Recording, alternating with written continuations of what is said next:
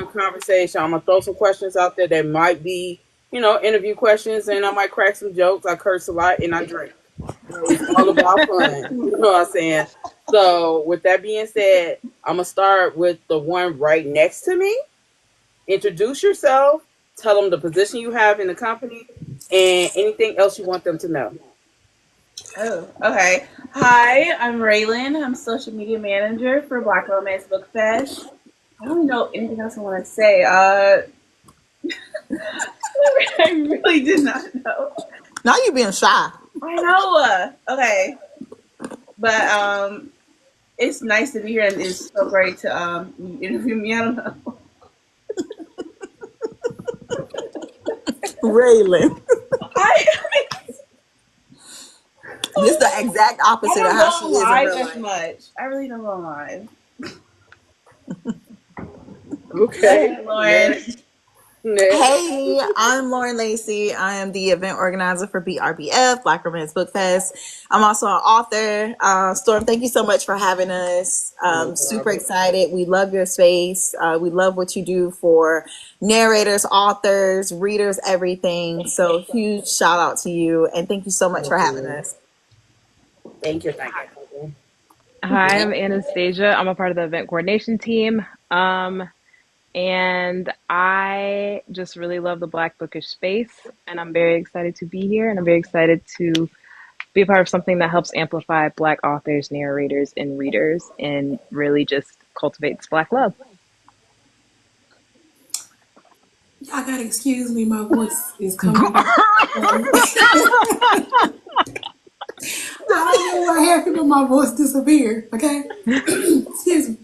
So I'm Nat. I'm the communications liaison. I pretty much talk with everybody, the authors, narrators, any and everybody. Communications typically come through me. I am Black Romance. I say I love to read. I am the audiobook queen. Um, I like to have a good time, and thank you so much for inviting us. That's what I like to say right now. I know I sound horrible. I know. That's because she's always fussing at people. That's from her fussing all the time. Whatever. Tiffany, tap your screen and then press the video. I did. It's because I can't laugh. Oh, I think you have to have a certain number of people that follow you to be able to turn your video on. Oh, okay. How many followers do you have? Me? Yeah. Probably like 100. That'll do it. That'll do it. That'll They do said it. no ma'am spam. That'll do it.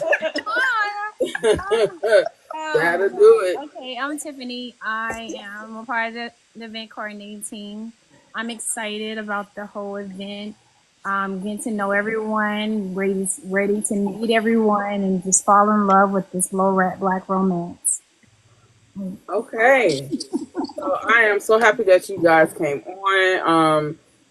What is needed in Black spaces is Black things.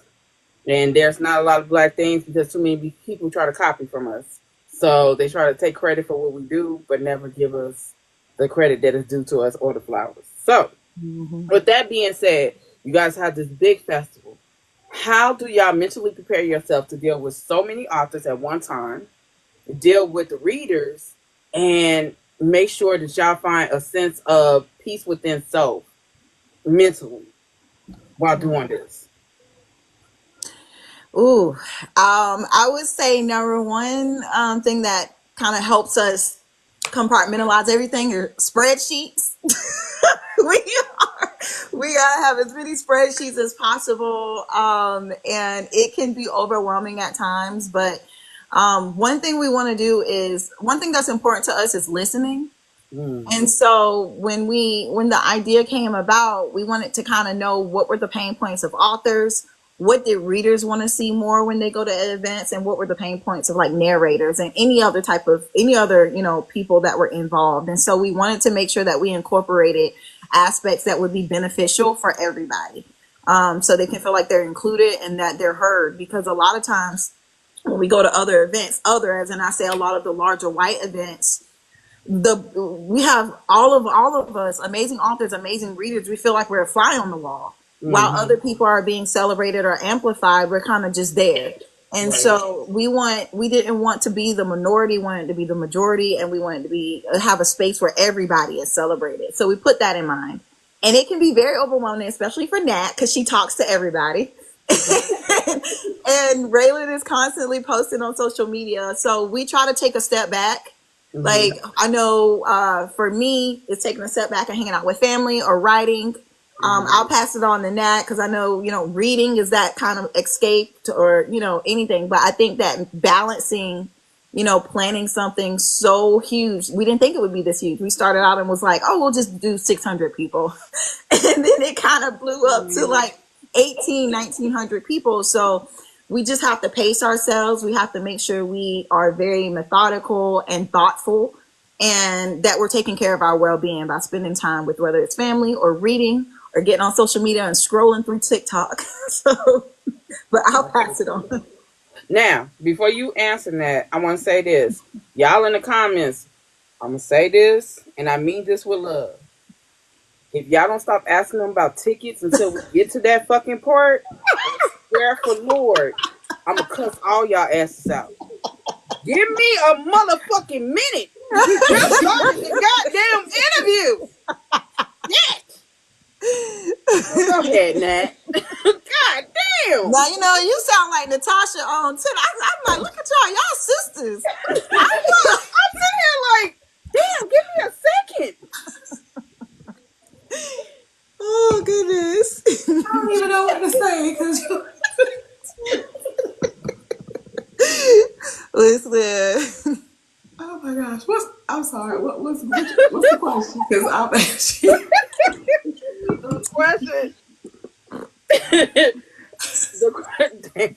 The question was, how do you mentally prepare yourself to deal with so many authors, so many readers, but also taking care of yourself, pretty much. well, for me, because I am, I do work a full time job, and then I also do this, and I also have a 4-year-old. I kind of set like time blocks for when I actually handle things, when I answer emails, when we're actually trying to work on the project. But a lot of it too, I think too, I'm like, oh, how would I want to be treated? So a lot of Mm. the time, because I work in customer service too, so I know how to deal with all types of people and just handle different things with stress and things like that. So, but a lot of times it's just a matter of me just okay. I'm writing out my schedule. We have a program where we actually have all our tasks and everything in. So I kind of look and see what I got going on, and I just take it one day at a time. Honestly, that's really the main thing. Just taking it one day at a time. Take Mm. a breather, inhale, exhale, go outside, take a walk, whatever. I was running like 3 miles a day. I kind of got lazy now, but I was also doing that. That also helped me with a lot of stress too. But everybody's been pretty good though, so I can't really complain too much. Except for the ticket question. That's stressful. But we don't get that. Yeah. Storm, they be getting mad when some people on the team like to give away free tickets. I know that feeling. I So deal I'm with not that. listening because she knows good well she the problem. Okay? I We try to make it seem like we the problem, she the problem. But go ahead. like y'all camaraderie. How do you guys keep y'all friendship and keep business separate so that it doesn't intertwine?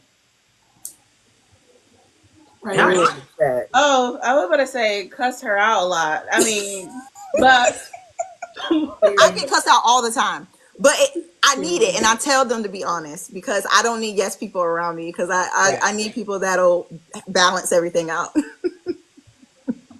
Definitely. Listen, one thing I'm not gonna do, I'm not gonna sugarcoat anything. I'm not gonna lie to anybody. I'm not gonna pacify you. I'm gonna tell you what it is. And Hmm. sometimes Lauren get out of pocket, and I'm like, look, I'm like, hold on now, you know good and well. Listen, that's my face. Listen, yeah. But yeah, we have to just. I'm just an honest person anyway, so I don't.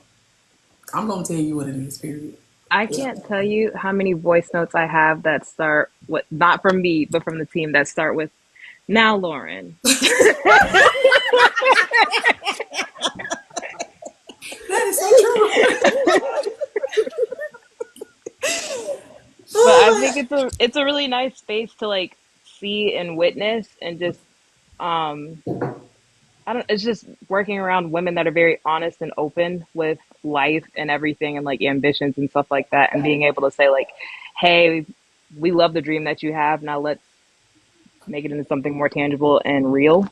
Yeah. Um, and I think that especially Raylan and Nat, they balance that out very, very well, very well. I like that. And I also like the fact that y'all incorporate so many black things. Black authors, black narrators, black sponsors and stuff like that. I love that. Now, what was the thought process going in building this up? What was the thought process saying, you know what? We got a lot of work on our own, but we finna put some more work on our asses and we finna build this up. What was the thought process behind that? And what was the ups and downs so far? Ooh. Well, the thought process was honestly just a regular conversation. It was like it'd be cool to do an event. And then it was just, and then I was talking to Raylan and I was having conversations with Nat because at the end of the day, we all have a love for books. And Mm-hmm. that's how we really came together. It was just through the love of reading and, just supporting one another. And so I didn't want to go to any more events where I just felt invisible. Mm-hmm. And I wanted to be in a space where people can just sign up and they have that option to just, they just feel like, even like the authors that were just starting out, where they feel like, wow, I have a chance. Mm-hmm. I have spoken, I know I have, and I've spoken to so many authors who have cried themselves to sleep at night because they were ready to quit because they feel like they're just, just somebody give me a chance. And Yeah. so we just kind of wanted to create an experience like that. And so when we started talking, we had Raylan, our creative social media person. We were like, create this account and let's see if it's a space that people would be interested in. And then it really built from there. And so once we realized that people would support us, Mm-hmm. that's when we started really planning everything out. And again, we thought it would just be something small, but it just got bigger. And sometimes, at times, it was bigger than what we were like, whoa, can we do this? Is this good? But the more support we got, the more confident and comfortable we got. And so Mm-hmm. we were able to get buy-in. We were getting buy-in from businesses. And with it being Atlanta, there were a lot of the community. They supported us. They supported Black owned. They were like, oh yeah, we got you. Let's figure out how we can do this. And then the Bookstagram community, Booktalk, everyone's just been so great. And so we just try to keep that going. We try to keep it in mind, and we don't want to veer off. We really want to keep this within our space, because I don't want to seem like an exclusionist, but like once everybody start coming in, like we've had people come to us and say, hey, we want to be involved. We love all the support from everybody. You don't have to be in front of, on the picket lines. You can support us in other ways. And so I think that's how we've kind of been able to stay on track and keep our goals of Black voices, Black creators, Black artists. Let's keep that at the forefront. Let's not convolute it. And I think that keeping that at the forefront has helped us progress forward. I think with you guys, y'all have helped with the blueprint between with my event with and Shannon's event, Boozy Book Tour, because at first we were very open to everyone, Hmm. and then after the election and me having a daughter that was really into politics and was out Hmm. there on the ground, it made me see that Black people need Hmm. more. Yeah. You know what I'm saying? And it's not about exclusion, it's just the facts. Yeah. So I appreciate that you guys are really focusing on us Hmm. because it's needed. Because ain't Yeah. nobody else gonna do it. Hmm. And the bigger white events do not focus on us. They Yeah. focus on the dollar and the white people. Yeah. Or And they'll have a panel on Black love. oh yeah, yeah, yeah. They'll have that one. So We're like a trick or trade for them. exactly. And then we're not included in any of the just the general discussions. It's like, oh, this is what you do. This is who you are. You're going to talk about this Black love panel, but you're not going to be on any other the other discussions. Or when you're in a signing and you have these amazing Black authors who we love, all Mm-hmm. of us will love this Black author, but they're not getting the people coming to their table. That's a problem. Mm-hmm. So, spaces like what you've created with Boozy Book Tours and BRBF and so many others is vital for the community. It really is. And I didn't realize that. I literally going in, I did not realize how vital it was for it to be just catered to black spaces. Because you have people who are biracial, you have people who are people of color, but I never realized how vital in the book community it was for black spaces. Mm-hmm. Because we're not a monolith. And some people read urban fiction, some people read street lit, some people read contemporary romance, but they never put us out there at a Polycon or a Steamy Lit or whatever, unless we are palatable for them. Mm-hmm. So, with that being said, what is it that you want to accomplish besides it being an all black event? What is the goal to accomplish with the Black Romance Festival Book Festival? What is the accomplish? What do you want to happen in the long run and in the short term? Ladies, y'all want to go first? I'll go last. I talk too much. I would say my biggest dream for this festival is just everyone feeling safe and feeling like they can discuss their love for books, no matter if you read urban, you read contemporary. It's just like a space where we're all together, like a big family reunion. And I think Mm. I want for years and years to come is like, hey, I went there. I like this is somewhere where I found my friends, or this is a place where we did this and that. I think that's like my biggest goal for me. Because I've been in places where I'm like, I'm Yeah. unseen, even as a Yeah. reader. It's sad for that we have to feel that way. It's crazy. I have not heard from you, Anastasia. You've been sitting there zoning out. So what's up? What you got to say? I was just thinking about your question. I think something, and I was trying to make it,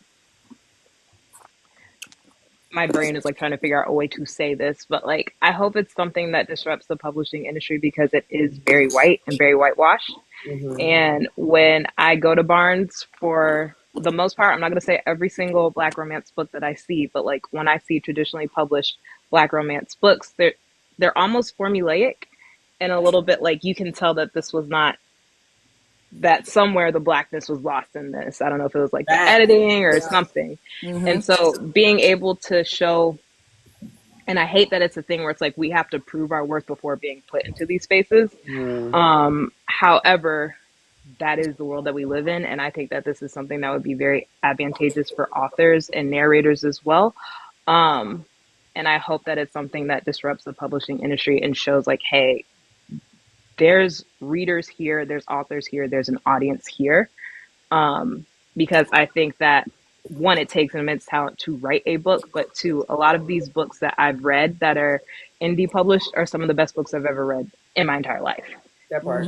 That And part. there's just like no access to them because of limited, funding and things like that. Because getting a book like published, self-published takes a lot of money, and a lot of people don't have that. But being able to have access to those resources is something that could change a lot of people's lives. And so Mm-hmm. that is something that I hope can come of this festival on like a grander scale. Tiffany. Hey, so I am Uh excited. oh, I can't hear you. Yeah, your sound. Hold on. Can you hear me? Not really. Not really. Hold on. Can you hear me now? Yes. Okay. I'm ex- I'm personally excited about the the panel and the activities Mm-hmm. and how people who probably don't normally get a chance to witness this, they'll be able to understand how narrators or how authors, how their characters are brought to life. Mm-hmm. The live book readings, the performances. Like some Mm-hmm. people, they read, but they don't get to firsthand meet the narrators that's Yeah. behind the books and meet the authors who they books they experience and read about. And they get that Mm-hmm. opportunity at this event, and I'm excited that we're able to host it and Mm-hmm. give them that experience. Now that you mention narrators, black narrators are a big part of the narration community. Whereas in the 90s and the early 2000s, white people were the narrators for black books. Really? See, I know I'm not an audio girl. That's Because crazy. because back in a time where they were selling books out of their cars and they were selling in mom and pop shops, nobody but those who were bloggers to black books was really pushing black books. When the social media space came about, it just exploded with people who've been narrating for a long time, but just never could get into those ACX type spaces. So, with that being said, what is the goal for you to showcase black narrators versus the situation with AI? Natasha. You know, Are we able to kind of talk about the workshop? Yeah. Yeah. Okay, so I said narrator. I'm an audiobook girl. Okay, so I'm one of those people where when I listen to the audiobook, I want the narrator. For me, the narrator needs to bring the story to life, right? And like you said, there was a bunch of white narrators, and there's a few that I actually like as far as narrating those types of books. But Mm-hmm. the black narrators in the beginning, from when I started listening, we only had so my main one was Wesley Chabon and Jacoby Dean. Those are two main black Mm-hmm. narrators that I knew of, right? And then I heard Sean Kristen, he was in there, and then I heard like Emmanuel Ingram, and I'm like, there gotta be more narrators than that. So one of the Mm-hmm. things that I do love that Wesley Chabon is doing at our event is that she wants to put on it's a workshop, so where she's able to work with narrators to kind of talk to them and kind of, I guess you want to say, mentor them and get information to them, so to help them progress on in their life. And another thing that we have done, which I am such a fan of, is that we did like an open call. We got people Mm-hmm. who may not even be known, who are may just got into narrating or want to get in narrating, and they filled out, and they're able to come to the event. They were able to get in there, and they're able to actually sit and talk with other narrators and even with Siobhan. So Mm-hmm. to me, it brings more personality, and it's worth us putting the effort into making sure our narrators succeed in that way instead of using AI, because AI is just trying to take over. Period. I mean, It is. you can listen to like your Kindle or Alexa or whatever reads you something at the time, but I prefer a human voice. And I'm one of Mm-hmm. those people where I would want you to perfect your craft.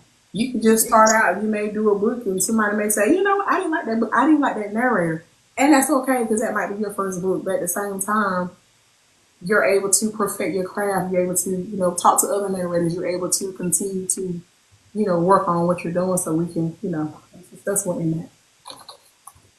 So, how do you guys feel with the success of selling out tickets and everything else? What is the pressure on you guys? Because with success comes pressure. And what is the pressure, and how do you come together as a team to make sure the pressure doesn't beat down on y'all till you just feel too overwhelmed? The pressure is high.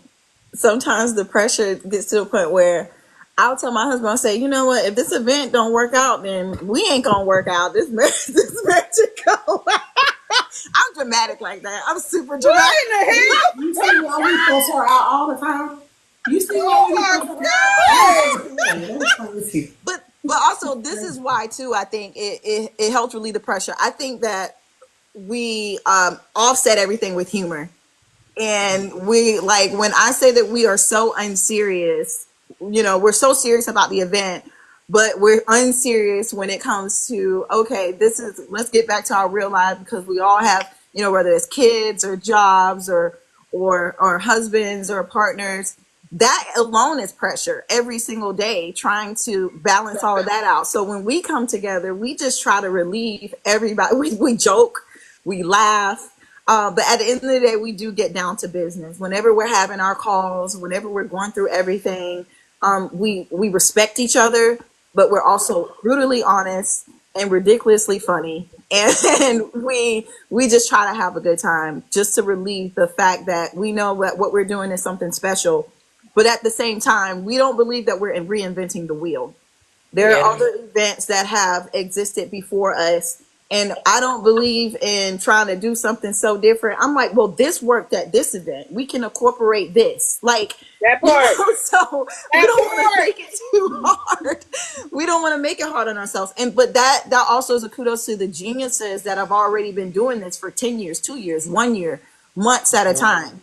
And so another thing that we do, like our Nat and Raylan, they went to Southern Hearts, which was an amazing event. I'm going to Tulsa to your event in February. And so, like, we can see these things that work because we're all the same, and we all have this like-minded goal of supporting one another, supporting our community. And so it really helps us with our planning. It helps us take a lot of pressure off because we respect what everyone is doing. And, we are not the blueprint. Everyone has their own blueprint, and we're able to come together and take bits to create something beautiful every single time. And that is true because myself and Shannon, we look at you guys. We see Jessica Watkins. We see Kay Renee. We see Kimberly Brown and Southern Hearts. We see so many Be Love. All of them coming with their events. The homecoming kickback thing. You know what I'm saying? We see those things. You know what I'm saying? And the difference between us, all of us as a collective, and the white counterparts, we actually care about our people. Yep. We care about our people and our culture. That's the difference. They ain't got culture. They just got their people and their money. And a lot of times people don't understand we don't make money off of this. This shit don't pay our bills. So so when people don't support it, it's kind of like a kick in the ass. Yeah. Because it's time, it's your money that we're investing in you. So what do you feel like as a collector when you hear people talk down about Black book festivals, events, kickbacks, and all that stuff, and say, "Oh, that's too ghetto," or "That's too many Black people in one spot," and I just read these white books, you dumbass. I just read these white books, and and urban fiction. Oh my God, contemporary romance. That's but they go to the book festivals that have you paying $500 for a ticket. Yes, they do. And hotel and everything else. And they don't even feed your dumb ass. So how do you guys feel about that? I'm passing that on to y'all. I'm not politically correct. Please don't. Okay, let me tell y'all something about Miss Storm here. I'm not politically correct. I don't give a fuck about a motherfucking feeling. It hurts your feelings. That means the shoe fits. And I want you to be open and honest because I want our people to support us 100%. So if your feelings get hurt in any way on here, this is not the podcast for you. So bitch, move around. Please continue. I love you, Storm. You are. This is me all day, every day, in person and not. Yeah, I mean, we've experienced it quite a bit. We've experienced it to the point where, people would ask for discounted passes, and we know who these people are, especially people that are, in this bookish space making videos and, talking about books. But then we saw you at other events where you're booking flights and you going to these buying expensive tickets, and we're just like, oh, but you want a discount from us, and you just started reading and supporting these Black authors on social media 2 weeks ago. But you know what? I digress. My problem with that is, you have different types of people, and I think a lot of people within our community, some willingly choose to want themselves to be othered or want themselves to feel like a token. And then you have other people who are conditioned to where this is what I've always been around. You might have broken free maybe a year ago, but you have some people who still have this mentality, this colonized mentality of this is the standard for what I should be reading. This is what I like because this is all I've ever known. And Mm, then, you have some people who are just so deeply rooted in their self-hatred. And so I think that we've encountered all three of those types of people with the event. But the beautiful thing I think about our community, about Black people, is that our support for one another overpowers all of those type of people. And it has encouraged us, it has empowered us and enabled us to keep going. It is still disheartening, but we know at the end of the day, those mentalities is not just within this community. That's within every industry. That's out there, because Black people as a whole, we are still stuck in this mindset where we have been born and bred to disrespect ourselves, devalue ourselves. And so the small thing that we're doing in the big grand scheme of things, we know that it's going to make a huge impact, but we know that there's a lot more work that needs to be done. facts. Facts. Anybody else? Y'all could be open on here. Ain't nobody gonna say shit I feel because like Anastasia should say so. y'all could be as open as Listen, y'all want on here. Ain't nobody. If anything, they'll probably give me a strike. But honestly, I don't give a fuck. So go ahead. I I think that this space is it's a very at times fickle space. And when I say this space, I just mean the bookish space in general. Mm-hmm. I know a lot of people that like started reading and they just started reading based off of the books that they saw and that were put in front of them. And that's why like one of my goals was for the publishing industry to take notice, because if you don't purposely and intentionally type out black in front of anything that you're searching for, you're not going to get that. And so when people first enter these spaces, enter Booktalk, Bookstagram, all that stuff, and they're like romance books, you know who you're seeing and you know who you're not seeing. But we know that because we've done the work to surround ourselves with those authors and with those storylines. And so when you have people that don't necessarily realize like that there's another world of books that are better, that Mm-hmm. are more fun, that are sexier. Like there's so much more depth there. Mm-hmm. And for me, it's like I can lead you to the water, but I can't make you drink, sort of thing. So like I can tell you all this stuff is going on, and like I can do book reviews about all the books that I've read and show you and do all these recommendations. But at the end of the day, if you're not picking up the book, then maybe it's just not your time to pick up the book yet. And like I want you to experience this. I want you to enjoy it. But like I said, I'm not gonna force anybody to love my culture. Like Mm-hmm. I don't need that. And so when there's people that don't really understand the space, I'm like, okay, maybe it's not your time yet. to be Let's happy. yeah, pretty much. Surprise. Like let's circle back in a year. Like let's try again and like try outside of just February. Like let's Mm-hmm. try all year round to read and support and like take notice of those things. And when I see those people that are like, I don't know, then I'm always gonna give a rec. And if you don't read it, you don't read it, it's your loss. But am I gonna lose sleep over you? No. Like I got too much going on to do that. And so when people don't see the magic that could be, then oh well. I hope you do one day, but I you think know. people Obi-Wan Kenobi they own asses Mhm, because they don't understand that black writing is under an umbrella of blackness. They mhm, don't understand that there is street lit, urban, interracial, but mind you, they're all black authors. mhm, They only see the trends. mhm, You know what I'm saying? Kendi Ryan made a way, but before she made a way, Toni Morrison made a way. mhm, Before she made a way, Zora Neale Hurston made a way. You know, it was a cycle. mhm. But the thing about it is, people only pay attention to the big money Yep. and the trends. Mhm, Then you have stupid bitches like Kiara who cry online and make us all look bad because a black person can't be their own soul self. If one mhm, bitch do it, we all did it. You know what I'm mhm, saying? So people don't understand when we say a village, a community, that's what we are. There is no hierarchy. You mhm, know, so they don't see that. So events like yours is what's needed. I mhm. hate to say it, the Essence Festival fell off because it's becoming real whitewash. Yeah. Mhm, So it's still a good thing for blackness, but at the mhm. same time, white people have invaded that space now because they saw how profitable it is. Yeah.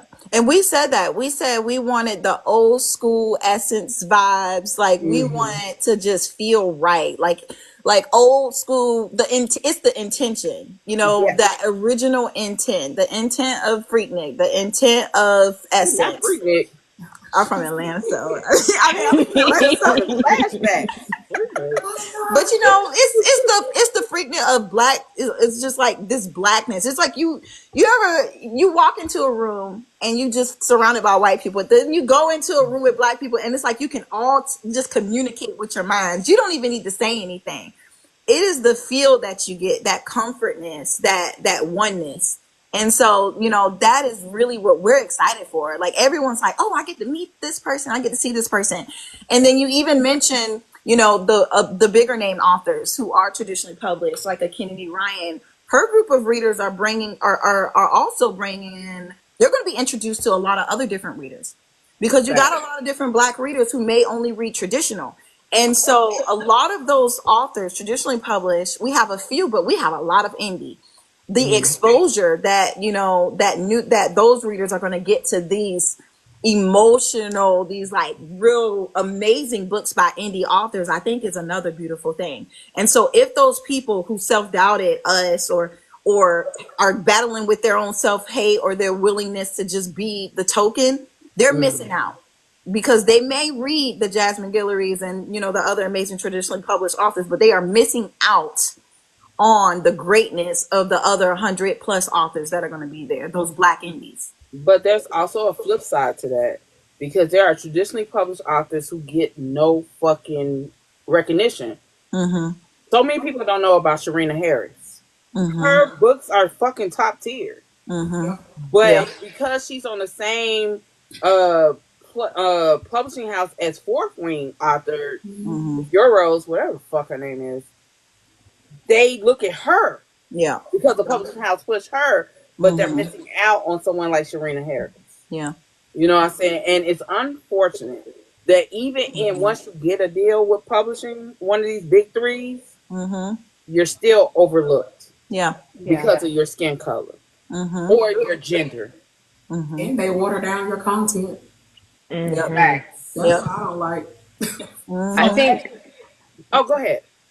I was going to say, I think something that's really good about this is that you have authors, like you mentioned, like Kennedy Ryan, where if she's on an interview, she'll list out, I don't know how many other authors that she knows and that she reads, and they'll be indie or they'll be trad or hybrid or whatever. Like, you've got people that when they get into those spaces, they bring people up with them.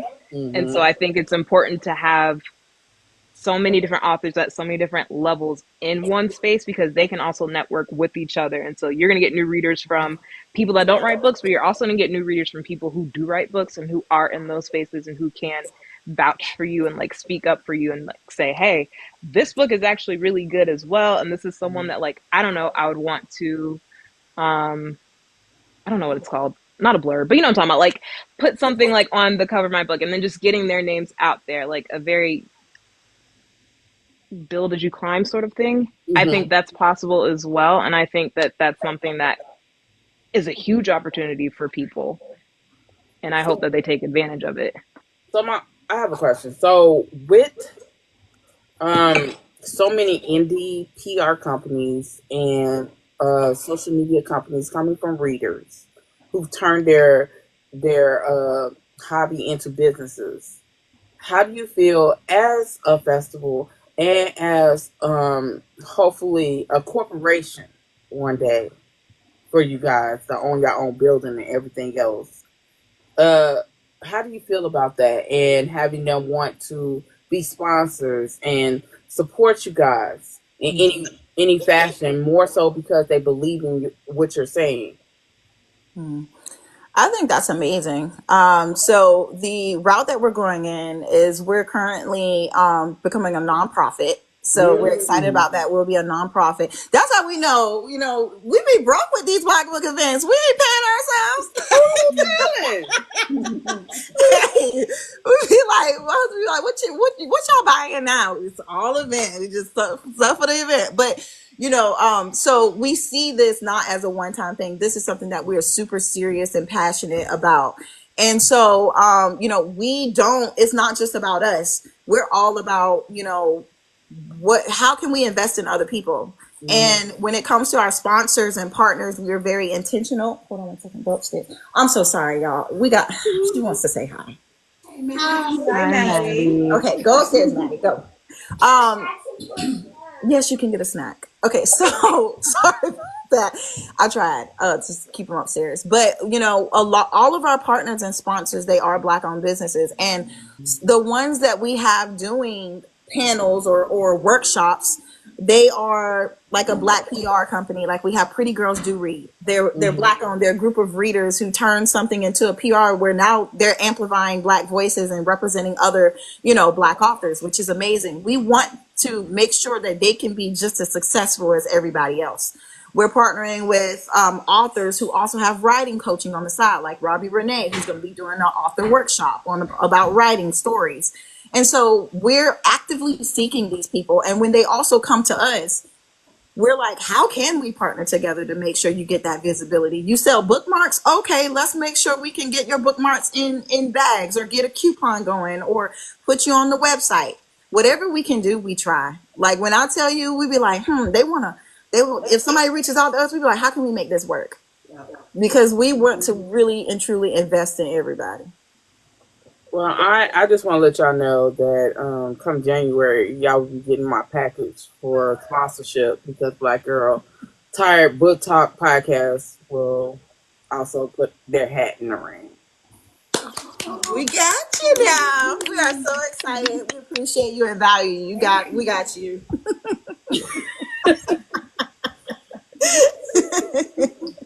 So I want to ask this, for those of the Black community that is really wanting to start, like, whether it's small, big, or whatever, what is your advice to them on marketing, on getting people to see them as being for real about this, and not, because there's a lot of scammers out there, more so on the white side than black side.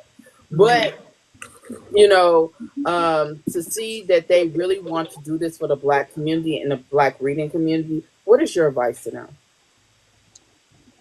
I would say just do it.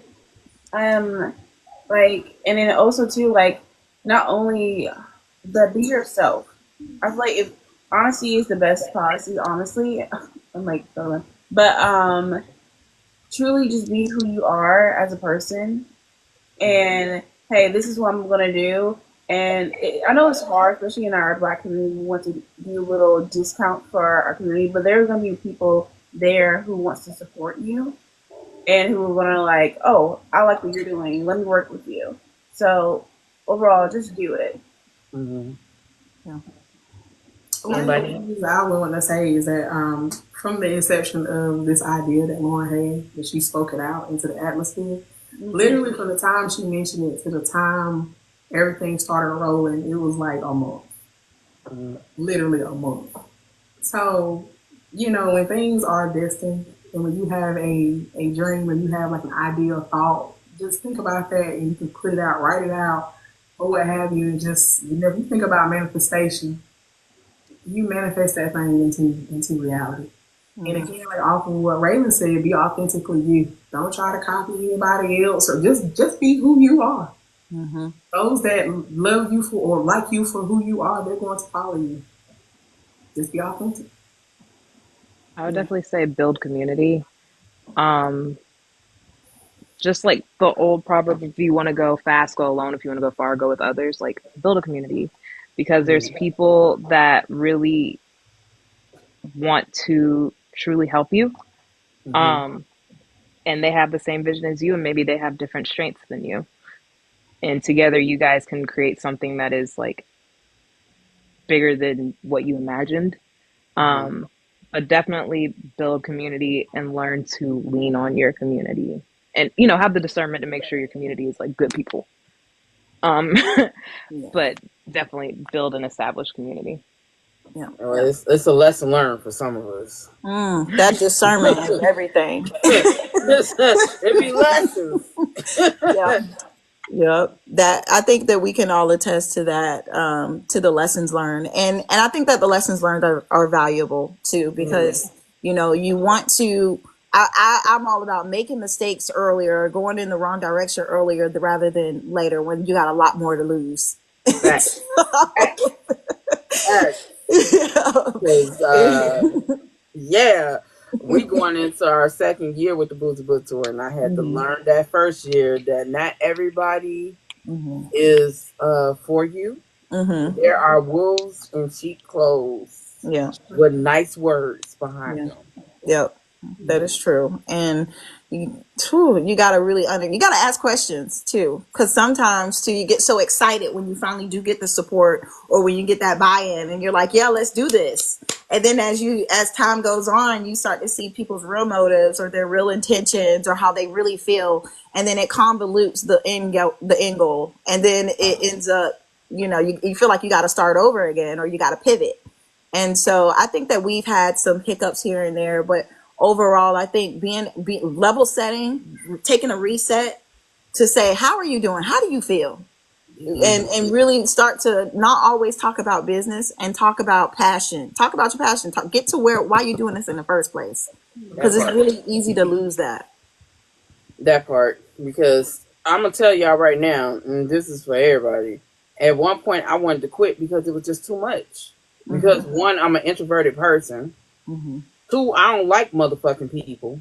And three, I am comfortable in my own company. So I am outside of my comfort zone. So sometimes it's hard and too much. Yeah. You know what I'm saying? Because everybody wants something. Yes. So it's just a lot. So mentally, it was just too much. Not that I couldn't handle it. It's just mentally, I'm not used to it. Yeah. But when you're passionate about something and you really believe in something that you want to do, you're going to do whatever the fuck needs to be done. So that means you got to correct yourself mentally, physically, emotionally, and spiritually. Because some of y'all better thank God. When it comes to me. Thank Him. Praise Him. If I tell you, you just got me, I'm just thinking about you and Nat. I would love to have y'all on a conversation together. Nat'll read something and get pissed off real quick. Now, I know she didn't just email me this question. Oh, that's me every day. Ask Shannon. Ask Shannon. That is me. Like, I'm about to cuss this bitch out. And I get we have a brand. This is a business. You got to chill out. Because me for one, I don't lie, and I'll tell you how the fuck I feel, whether you like it or not. So I'm in my woosah phase right now. Look at her. Look at him. Talk about child. Now storm. Look, I'm trying. Oh, God. Jesus is the fence, but I ain't there yet. Okay? I'm trying. But the Boozy Book Tour coming to North Carolina? We are in May. We coming to Raleigh. It's like a paranormal, sci-fi, fantasy comic book one. Wow. Yeah, I'm tired of traveling, but that's what we doing. But when are y'all coming to Atlanta? That is never going to happen, Jesus. Gosh, I can't take this.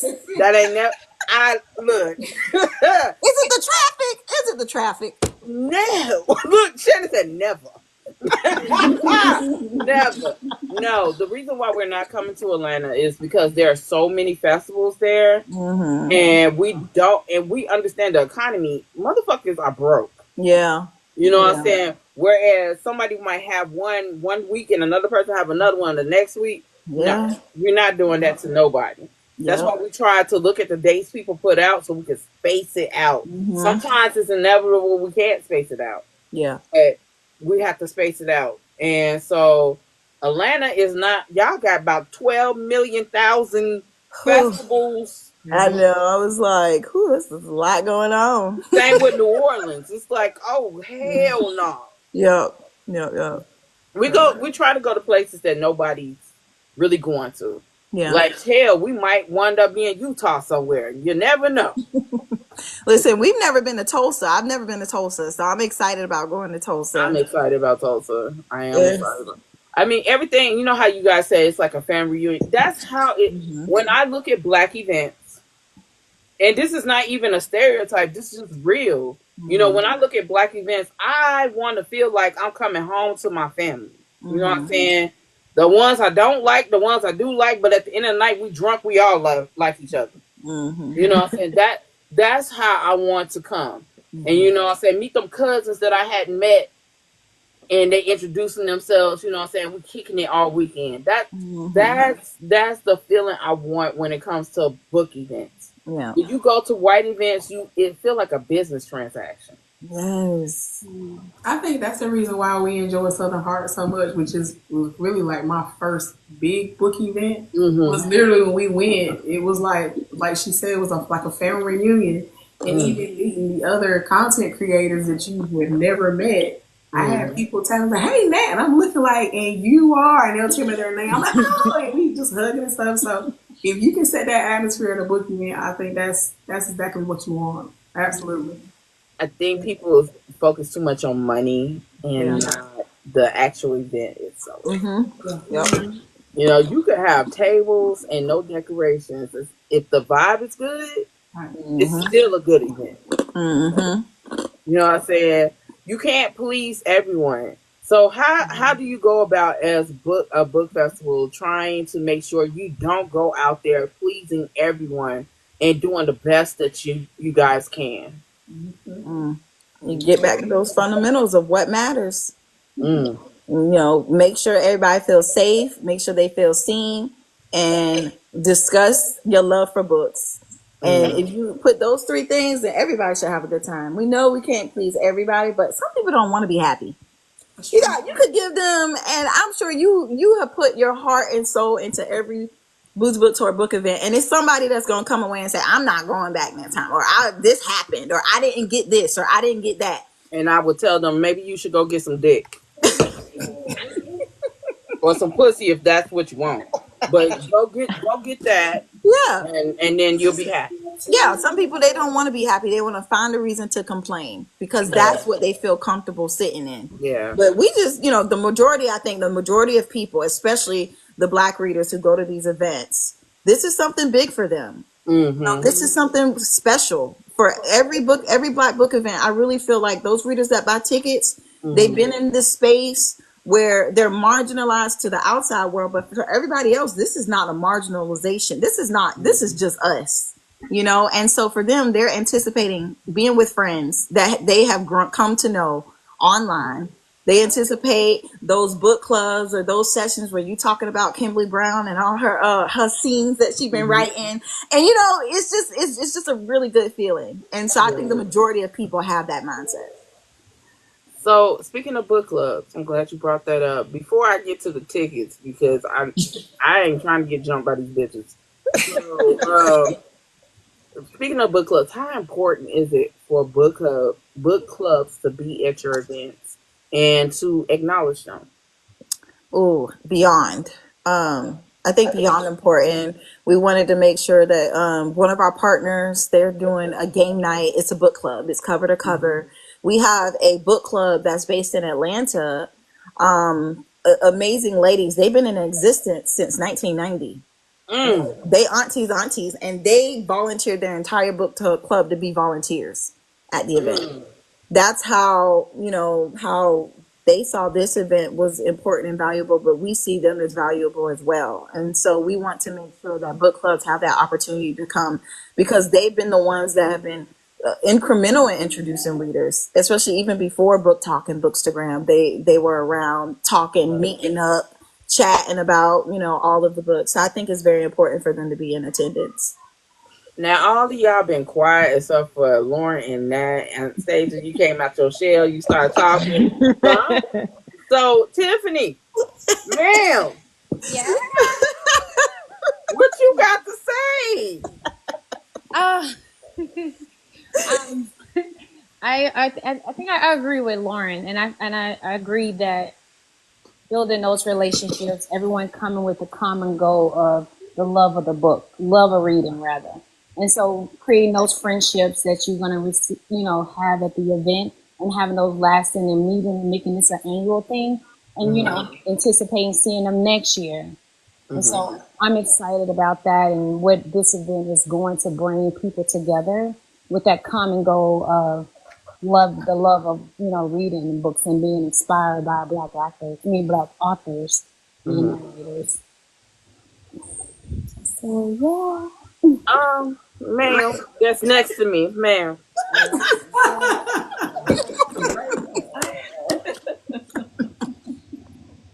When it comes to book clubs, I'm just happy to see my friends that I see on the internet.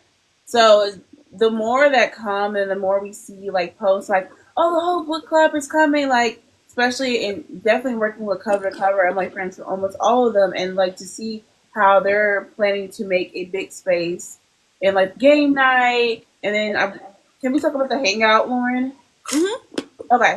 Yeah, so like one of the things that I'm excited about is we're gonna be like kind of like live with the cover in the hallway, and it's gonna be a gathering with we have like game throughout the whole event, and so it's just something like in like different ways we're all together, like book club or like just like I said, readers in general, we're just all coming together. My like, but Okay.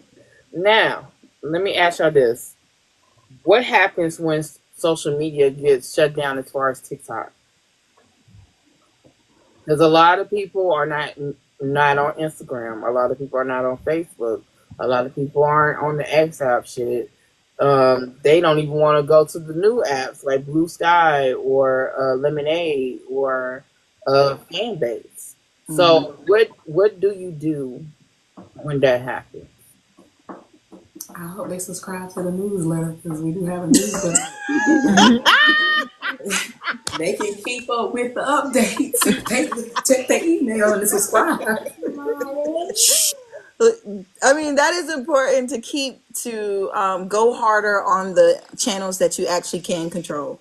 Mm, Your email list, building that community outside of social media is huge. Whether mm-hmm. it's your email, whether it's let's create more events, let's find ways to collaborate. I think that is big because um, apps aren't going to exist for always. Tagged, Black Planet, Damn, you going MySpace. way Yeah, back. listen, everything has its time. And so it's like you always got to think, what are you going to do after that? And Mm-hmm. so I think it's important for a lot of creators, especially Black creators, to don't just keep this audience and these amazing relationships that you built. You got to take it offline, do something from it. Whether it's your business, whether it's your sending out newsletter, creating a book club, whatever it is, you really need to create something meaningful that you can have control over. Because people don't care, especially these businesses, these white owned businesses, they don't care about your success. And so you got to keep that in mind because that's a lot of work that these creators are putting into every single day, making videos and content and having interviews and stuff. So I just think that you really have to think, okay, what's next for me? If this were to shut down tomorrow, how am I going to continue going? And I think to collaborating with book events, I think even more book events need to come into the space. Hell yeah, I was just saying that. Like, I think a lot of, and it's unfortunate for us to think this way. I think a lot of people think we're competing with each other. Yep. Yep. Everybody does stuff differently, like you Mm-hmm. said, and still does things the same, Mm-hmm. but it's on a different way of doing it because Yep. nobody is the same. Yep. You know what I'm saying? And we need more black events to counteract all Mm-hmm. the fucking white events. Yep. Because the truth of the matter is there is only four big white events. Mm-hmm.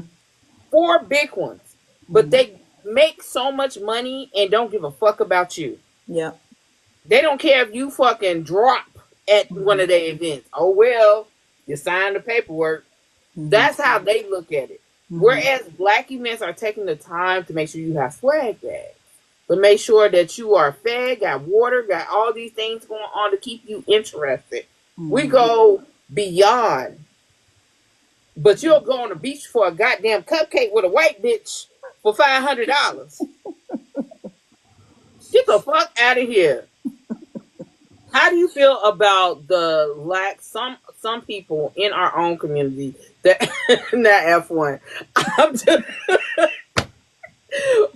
how do you feel about the lack sometimes in our own community that they don't want to represent us, but will say, "Oh my God, Kamala didn't win, and I'm black now." Mm-hmm. How do you feel about that? And now they are reading black books. I'm happy they're reading black books, but why did they have to come to this? But how do you feel about that? And this question is for everybody.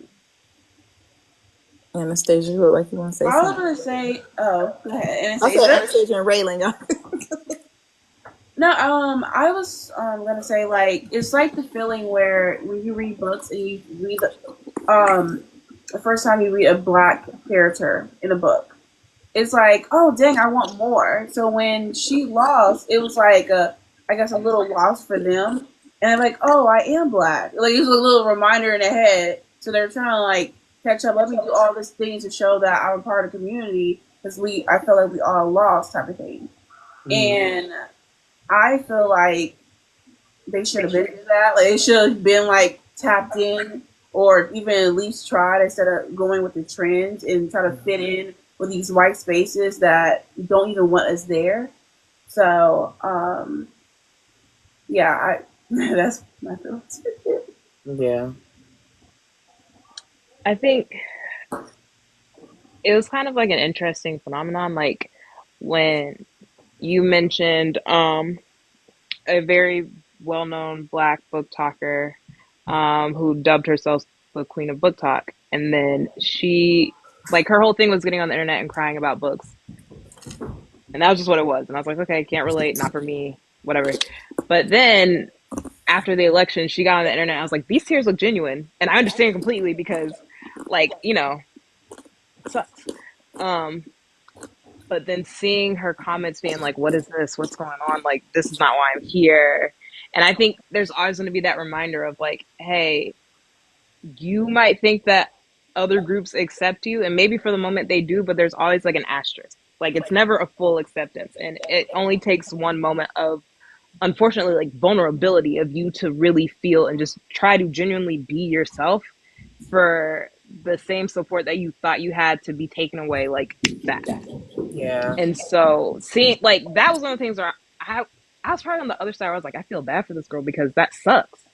That genuine it sucks to want to feel open and honestly about something that affects everybody and everybody in your comments being like, girl, go ahead and pick up that book and start dancing again. Like, what are you doing? Like, go ahead and start tap dancing for me, please. Like, that's not why I'm here. I don't care about your feelings. And seeing that happen, be it a large scale, small scale, it's unfortunate, first and foremost. And secondly, um, for people that I think we all have a moment where we really realize, like, you're black, but then, like, the world lets you know that you're black.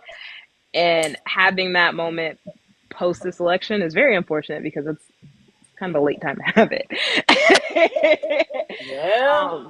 But I mean, it is what it is, and you can either learn from it and do better, or you can try to assimilate and fit into that space even more, and you'll just continue to learn from it until you realize that that space is not for you. So that's Yeah. how I feel. But will they learn from it? Hell, fuck Oh, no. no, mm-mm. And if they don't, that's none of my business. Like, I do wish you well. I don't wish you ill will. However, if you keep touching the stove and wondering why you keep burning yourself, I ain't got nothing for you. I done told you it's hot. Well, at this point, it looked like somebody burnt them wigs. So I honestly, I don't. It don't even matter. It don't even matter. I don't even care. She can't even put that on right. So anyway, Oh, there was something I think it was Jay Nell had said about black spaces not wanting her or not feeling welcome. and I was just about to get into that. J. Neal is one of my favorite authors. She's an interracial romance author. And you have Cher Therese Terrace that's on here, who's a multicultural author, but they are black. I know at one point in time, I heard that you guys wanted something uh, interracial romance author.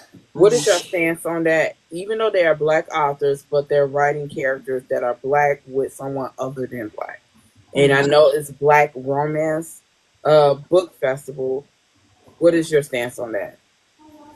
Um, our stance is that, we support all Black authors. The intention of this event, we focus specifically on Black romance genre, but that does not mean it. Hey, you can't write interracial. I think we probably have maybe a quarter or half of our authors have either written interracial or even white, i.e. me. Y'all read Love You Always. And then Love You to the End, that's multicultural with Afro Latino. So, I we don't discriminate. But one thing that we did make a priority for is we know how difficult it is for the Black romance genre to receive a great deal of visibility. Mm-hmm. Because let's just be honest, at a lot of the white events where you can apply as authors, and that's another thing, is a lot of Black events, they'll be like selection only versus a few. And then, but the white events, you have a lot of Black authors, they can sign up. A Mm-hmm. lot of the Black authors that they would choose are not a part of Black romance. They would be a lot of the interracial, more so specifically focused. And so we did want to make sure, hey, you can write whatever you want, but do you also write Black romance? And so for us, that was important. But we have a lot of authors there, so we accept you. We have, it's just a matter of make sure you sign up on time, because we can't have everybody there as much as we want to. We have capacity and everything else. So, but I think that, that is tricky when it comes to Black authors, especially the ones who write either Black romance, interracial, or multicultural. A lot of the spaces are either or. Mm-hmm. But you really have to. I wouldn't want to be in a space where they don't accept what I write. So good for you that you got rejected, because what you don't want to do is walk into a room with your own people and then feel like you don't belong there. And so I would say go where you're welcome. And there are a lot of spaces out there who welcome, authors who write within all types of subgenres and multicultural, interracial, and everything else. And so we definitely accept all of those authors here, but we also want to make sure that we are representing the Black romance genre. So y'all heard it from them. Sign up whenever we announce it, because And baby, please we did don't not get too think extra. that we were going to get so many signups within a week. And that's Oof. another question. How do y'all feel about such a pouring out of authors signing up? And how do y'all deal with the waiting list all the way to what, 2026, 2027? We cut the waiting list off because we wanted to manage expectations. We said, we're not going to have you sign up for a waiting list and it's 30, 40, 50. Uh oh. Lauren? Oh Lord, did your phone die? Lord, It probably did on hers. This my It's always phone. dying. She don't never charge her phone storm. She never did. I'm not going to comment because, it's either my phone dies or I keep it on D&D. Yeah, I Okay. don't comment on it because my phones would die quickly on a phone conversation. Yeah, I don't like talking to people any goddamn way. But Can you repeat the question? Yeah. the question is, how do you feel about having such a long waiting list where it's that it can lead all the way into 2027? Lauren was saying that it was cut off. So could y'all elaborate on that? Well, I think it just shows that these spaces are necessary. The response Mm-hmm. that we got showed like, oh, there's a need and there's a lack, and it's great that we're fulfilling it. But as we've stated before, other events can and do need to come into this space because there's so many people that, as Lauren said, we've had to like just cut off because we don't have the capacity, and it's the first year, and we're all new here. Mm-hmm. And so I think it just shows and highlights that this is something that people want, people need, and that this space needs to just continue to be saturated. So that Yeah. if you're not going to this one, that's okay, because what would you say? Miss one, next 15, another one's coming. Like, don't even worry about this one. We got another one coming. Get on that one, or so on and so forth. Like, just it's a necessary thing that just needs to be lifted up and Yeah. more saturated. That's how I feel. Now let's get on these tickets because if one more person say something about some damn tickets, um, No. what are you?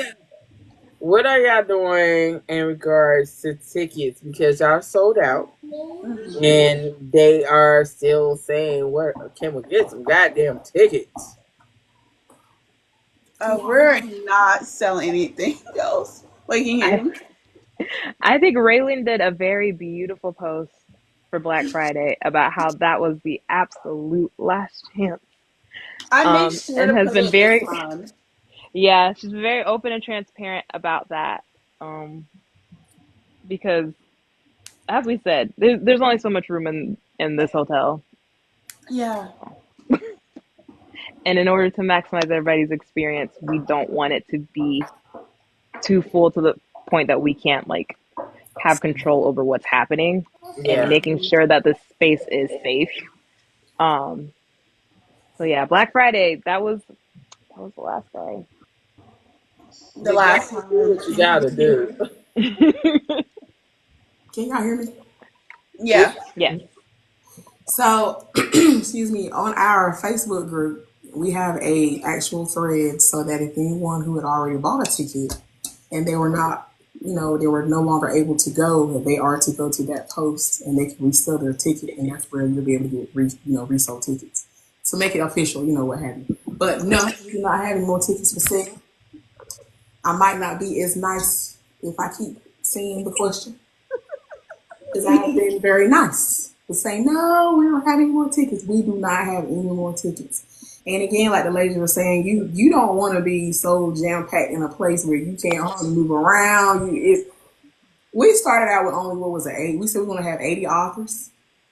Yeah. We got That's like what we have now, 126. yeah, Hmm. 126. Okay, so again, no more tickets, y'all. We got no more. So Jaleel. basically, they just said, "Stop fucking asking." Yeah, I'm on Okay. timeout. I can't say no more yeses.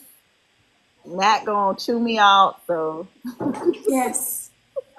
Lord, I honestly, and this is coming from a place of love because I appreciate y'all.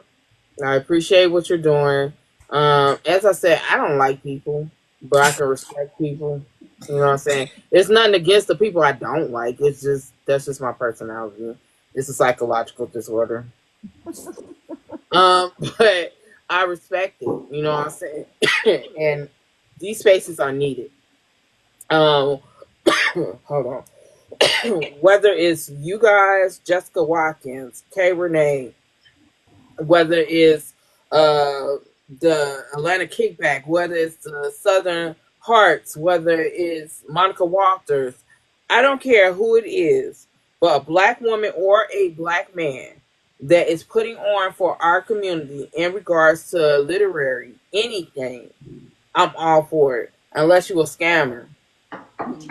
You know what I'm saying? Because y'all do need to watch out about everybody who has an event may not be in that event for the right reasons. Everybody that is doing a book retreat is not doing it because they actually like you motherfuckers. They doing it because they're trying to get a coin. So be careful. Discernment is a real fucking thing.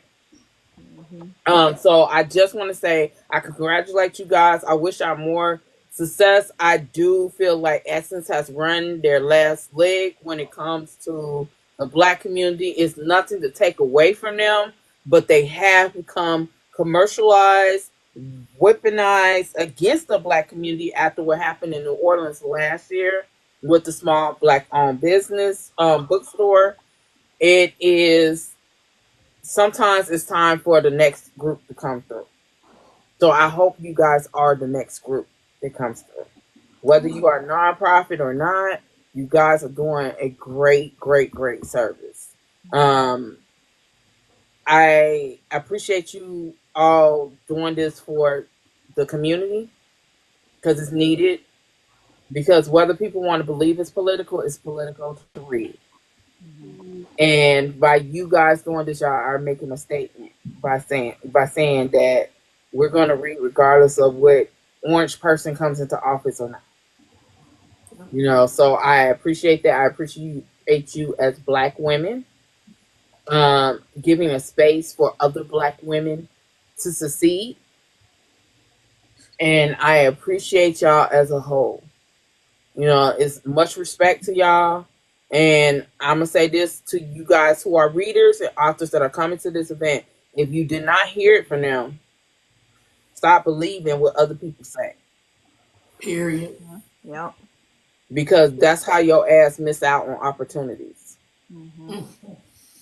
Yep. Learn to be a fucking adult instead of childish ass high school bitches.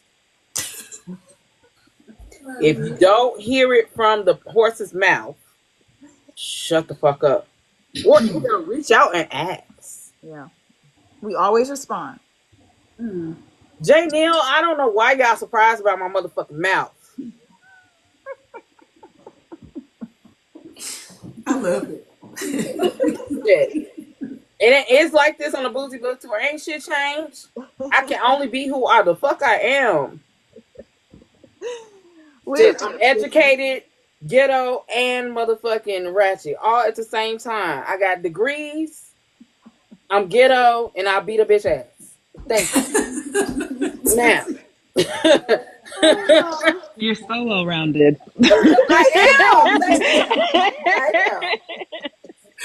But on that note, is there anything else you would like to tell everybody before we get off of here? Because our drink is calling me and some grass is need to be chewed. No. That. Oh, start with me. I just thank you so much for the opportunity for sitting down and having this conversation with us. Thank you so much for just being being appreciative. We just appreciate everything you're also doing for the book space. That's about all I can say right now. My voice is coming back. Y'all hear it? It's coming. See, I told you. Keep on talking. It's coming back. I hear it. Oh, Raylan, Anastasia. I just want to tell everyone to read what you want to read. We have an amazing list of authors. If you want to join their catalog, we're not joining, but read their catalog. It's great to find new authors, and if you don't know, you can literally DM us. Like, we always respond. Maybe 24 hours, but we always respond. Anastasia. I always say God could have made me a lot of things, and He made me a Black woman, and so I'm very thankful. And I'm grateful to have met other Black women in this space. Not to discriminate against like men, but I'm just very grateful and thankful to have met a lot of Black women in this space that have been able to give out good recs or just give out good like advice and like guidance on things like just life in general. Lauren touched on how a lot of us are married, working, mothers, and I'm all of the above. And there have been so many times where Lauren's been like, "Girl, what's going on?" And I'm like, "Okay, I was trying to be cool, but like life is life, and it hurts." And so being able to be in a space like that is just it's really nice. And I just want people to know that the people that are working behind the scenes are very good, genuine people um, that just want to do something good for the world around them. And I'm just very excited to be a part of it. Too. I'm thank you for having this platform and allowing us to come on here and talk about the event. I'm excited that it's happening and being able to talk about it more on your platform. Thank you. You're welcome. I'll just say thank you so much for having us. Storm, I love you down from day one of me being an author and you giving me a chance. And honestly, it's your spirit and attitude that we kind of take with this event because we want to give people a chance because we know how it feels for the struggle of getting, an opportunity to have a new reader. And so we just want to create a space like so many others have already done where we can bring people together and we can have a good ass time and enjoy one another's company. And so we're excited about every Black book event that's out there. We're excited about BRB Book, and we thank you so much for having us. And thank you to the team. I really do drive y'all crazy, and y'all are the best for putting up with me. But I love y'all. I love the friendships, and I think that's so special about this space. I didn't know these people before Bookstagram or Book Talk. we came together through these spaces and we found a love of books. They supported me, we support each other, and I think that's beautiful. And to come together at events, that's even more beautiful. So Yeah. I just want any author, any business, or any podcaster on here, well, especially podcasts. Let me talk to the podcasters. If you are on here, make sure you reach out to them and ask them to do an interview. They need to be out here doing interviews with all of us. But some of y'all got podcasts and y'all interview the same old raggedy, same old people. Y'all need to branch out and interview other people. Okay?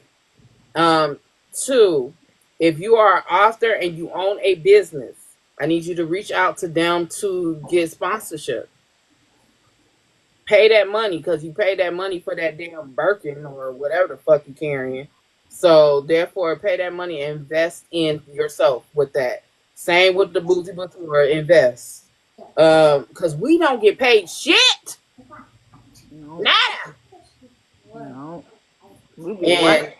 for the readers, no, let me say this. For the interracial romance authors and multicultural authors, I'm going to say this.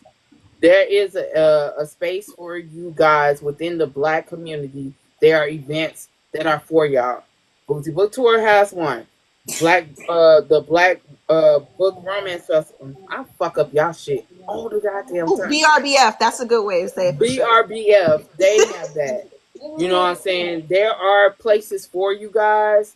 Do not get down and out about it. You are still Black authors and we still support you 100%.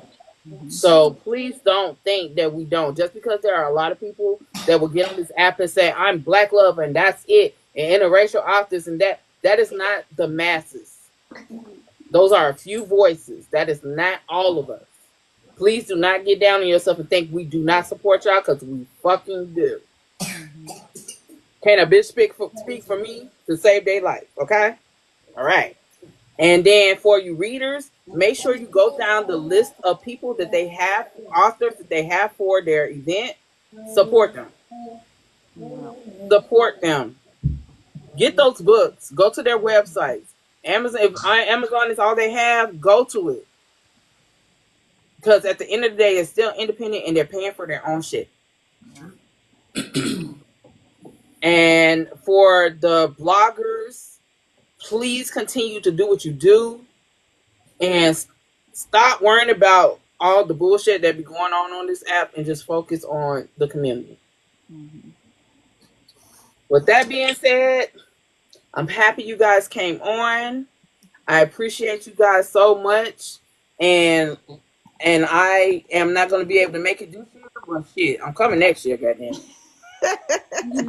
By the time I got to it, the tickets were gone. So I was like, look. Listen, if your space open up, I know you super freaking busy, but if you ever be like, I'm gonna ride through, I'm gonna pop through, we got you. So I don't think the team gonna be mad at me for saying that, but